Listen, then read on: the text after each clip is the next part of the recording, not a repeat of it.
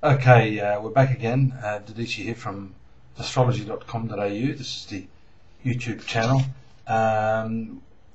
Just this last video, we started to take a sample horoscope.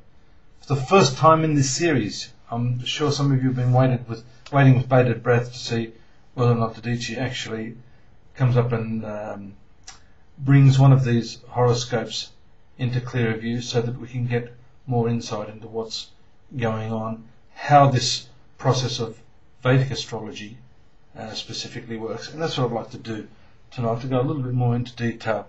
We spoke in this previous video about this client of mine here in Melbourne, which is where I'm talking to you from, here in the south of Australia, here on business. But here's a typical horoscope: a woman, human being like you or I, who's just going through her day-to-day routine, trying to earn a living, trying to find love, trying to find some spiritual satisfaction, some security. And these are the typical questions that people want to know. They don't specifically want an astrological breakdown. They want you to, through your knowledge of astrology, to interpret in plain, simple terms what's happening, when is it going to happen, and if possible, what sorts of things can be done to help expedite the good things in life and to minimize the negative stuff. And we've talked about that a little bit here on the program too, in terms of, I suppose, enhancing people's fortune. Now, in this horoscope, if we look here, and again, this is a square horoscope, a little different to the Western style horoscope, but we'll get into that at a later stage as well. Some of you have a preference for that. This is my preference. I just find this a lot easier to work with. The system's very different to Western astrology, but reveals some incredibly accurate details once your mind gets focused on it. Here, this mark here shows the rising sign of Sagittarius. First house, or the first zone of the horoscope, relating to one's persona. It is considered the foundation of the horoscope, along with these other three angles. These are what we call kandras, angular, or the quadrature houses. First house, fourth house, seventh house, and 10th house. First house is self, one's own being. Western astrologers call this the persona, or the mask, the rising sign of the ascendant. Here, Sagittarius. The other thing about the Sagittarian or Piscean ascendant, being ruled by Jupiter and Neptune, the person usually is big. The woman was quite a big woman. And that's another way you can rectify horoscopes. If people come to you and you think, oh, is this person born at this time? You can usually tell, or you should be able to tell, pretty much from the rising sign, what the bodily shape will be like. Of course, if this woman was born 12 hours later, she would have Gemini rising, and Gemini is usually what we call an air sign, air type, thin, tall, more slender. That certainly wouldn't have fit the shape of this person's body. So this made sense to me. First house. The Sagittarian is outgoing, gregarious, optimistic, and usually spiritual to some extent. Here we see the second sector, second zone, second house of the horoscope, which is ruled by Capricorn. She is a woman that wants to make money. And of course too, having Mars here, which for her is really an excellent planet, being the ruler of the fifth house, which is a trinal house. The first house, which is an angle, is also a trinal house.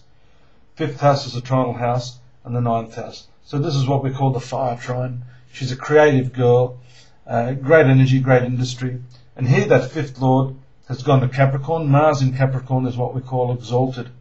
So this is quite a powerful position for making money and endeavouring to acquire some security. Here we have the karmic point, the north node of what's called Rahu, associated with Mars. When that's the case, this actually amplifies the desire for money and that sort of effort to acquire material things. Third house is one's valor, one's day-to-day routine. Here we see Aquarius. So she has a rather eclectic approach to life, progressive thinking. She's an open-minded person. And really what I discovered with her, and she confirmed that, is that she's the type of woman who likes to be with people, to help people, and to be part of the group. She enjoys working in the group. Here, the fourth sector is one's inner happiness, one's home life, one's mother.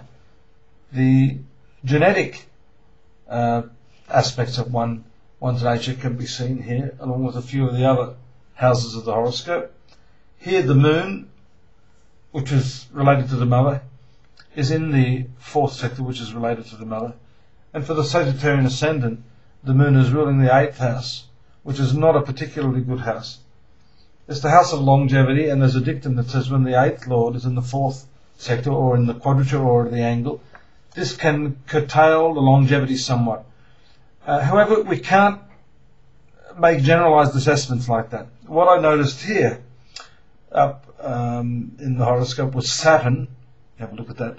Saturn. And Saturn actually produces what we call a sextile, or third aspect, to the eighth house of longevity. And when that's the case, the person is endowed with long life. If Saturn has anything to do with the ruler of the eighth zone, or the eighth zone itself, you can rest assured the person's longevity will be long and strong.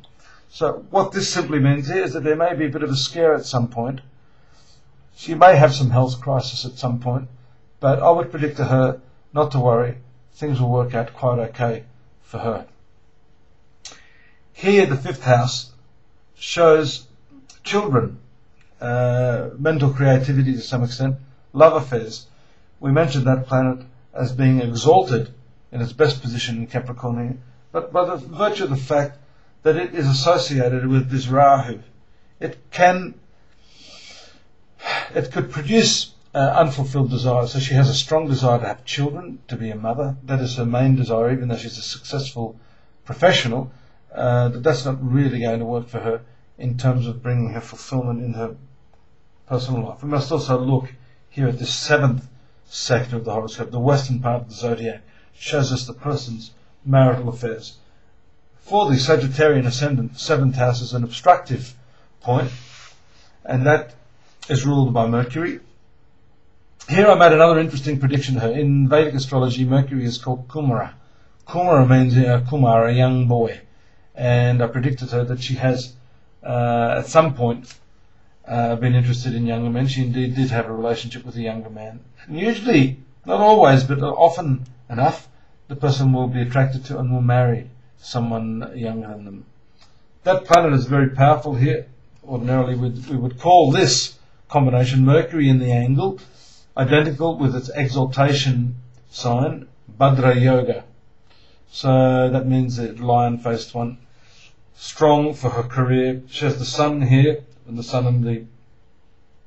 and Mercury are together. This is called Buddha Aditya Yoga.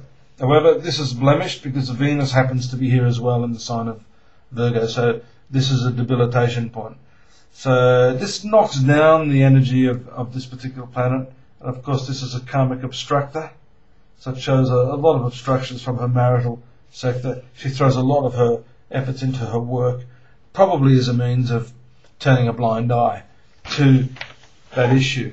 I said to her today, she should do some work with younger children. I asked her whether she had a nephew that she's fond of. She has a young nephew, 1 year old. I said Wednesdays are a good day to spend some time with that nephew, offer some donations, some gifts, and that actually will help the planet Mercury and give her a great opportunity to find something shortly in an area that she would like. I predicted to her that social work, mediation, human resources, office management, all these sorts of things would be very good. She agreed with that, and I said to her that one of her best periods would come after the 28th of April 2009, when Ketu, or the South Node, the past karma planet, which is friendly to her, would operate. I also said to her that at that time someone may die in her family, and this is where sometimes astrology can be slightly out on timing, although it's always 20/20 hindsight. Her grandmother, 98 years old, died last week, so a little bit out on that one, but it certainly shows us that at this point in her life, within this few month period, someone is likely to pass on. It's great getting